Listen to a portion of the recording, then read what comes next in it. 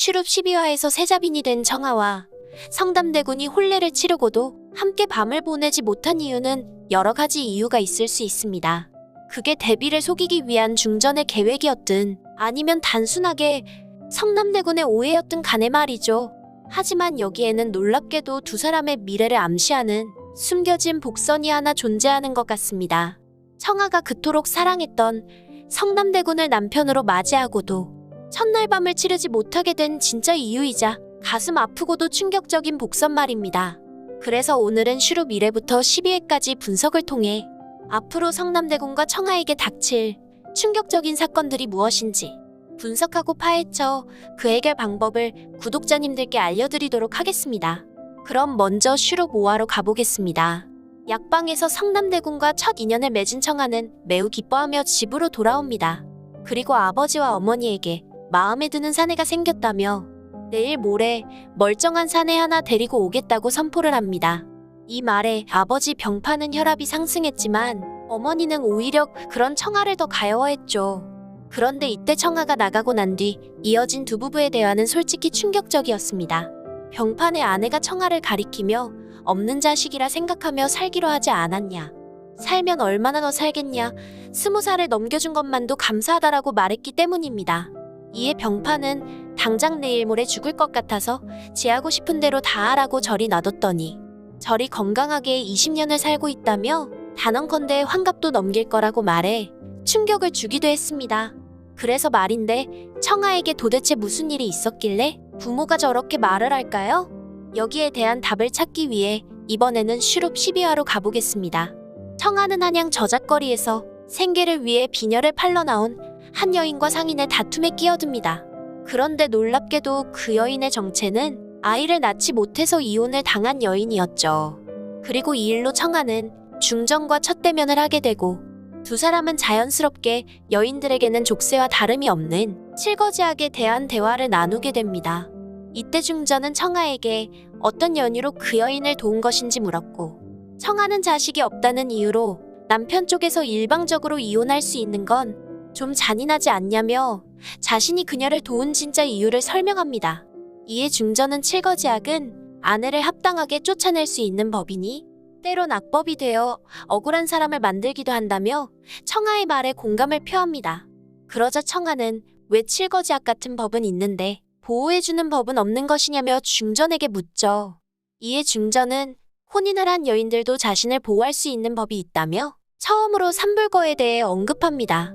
참고로 삼불거에 대한 내용은 이렇습니다.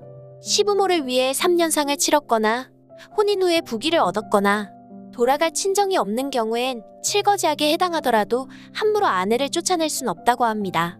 그런데 이쯤에서 곰곰이 생각해보게 됩니다. 왜 중전과 청아는 첫 만남에서 칠거지악의 폐해와 그에 맞설 수 있는 삼불거에 대한 대화를 나눴고 아이를 낳지 못해 소방맞은 여인까지 등장을 한 것일까 말입니다. 그래서 말인데 아무래도 이건 청아가 아이를 낳지 못하는 전개가 될 듯한 느낌입니다. 알다시피 지난 5화에서 청아의 부모님이 청아는 20살을 못 넘길 정도로 몸이 매우 약했다는 언급을 했었으니까요. 뿐만 아니라 칠거지악과 삼불거가 계속해서 언급되는 걸 보면 저런 대사들이 괜히 나온 것은 아니란 생각이 듭니다. 그럼 이번에는 12화에서 중전과 성남대군이 나누던 대화 내용을 살펴보겠습니다. 중전은 세자가 된 성남대군을 불러 세자빈 간택에는 관심이 없느냐고 묻습니다. 그러자 세자는 어마마마 어른들께서 세자빈을 정해주시면 그저 따를 것이라고 말하죠. 이에 중전은 전하께서 왕위에 오르신 지 20년이 지났지만 영모의 무리들에 의해 여전히 왕조가 위협받고 있다며 이 어머니는 우리 세자가 좋은 세자빈을 만나 하루빨리 후사를 봤으면 좋겠다고 말합니다. 이에 세자는 명심하겠다고 말을 했고 대화가 끝납니다. 그런데 두 사람의 대화를 자세히 들어보면 초점은 역시 후사라는 걸 알 수 있습니다. 즉 계속해서 세자빈과 연관된 대사들이 이어지고 있는 것이죠. 다음은 슈룹 12화에서 화제가 되었던 삼간택 장면으로 가보겠습니다. 중전은 앞서 다른 두 교수들이 칠거지악에 대한 질문에 답하자 따로 윤가 교수인 청아에게 삼불거에 대해 설명해보라고 말합니다.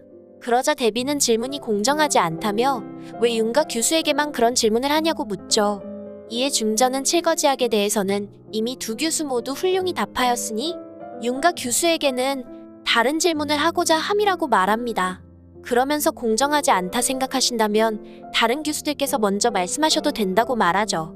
이에 청아는 당당히 제가 답하겠습니다라고 말하며 중전이 앞서 가르쳐 주었던 대로 산물거는 세계의 방패라고 말합니다. 그러자 이때 왕 이호가 호기심을 보이며 세계의 방패라? 그게 어떤 의미입니까? 라고 묻죠. 이에 청아는 자신의 소신까지 담아 짧고 명확하게 답합니다.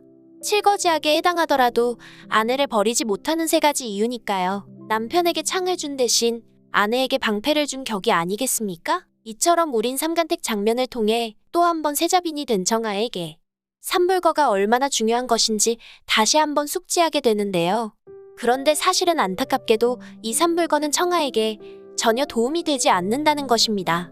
첫 번째, 청아는 아직 중전과 왕 이호가 건강하기에 3년상을 치를 가능성이 없습니다. 두 번째, 청아는 세자빈이 되었기에 성남대군과 혼인 후에 부귀를 얻었다고 볼 수 없습니다.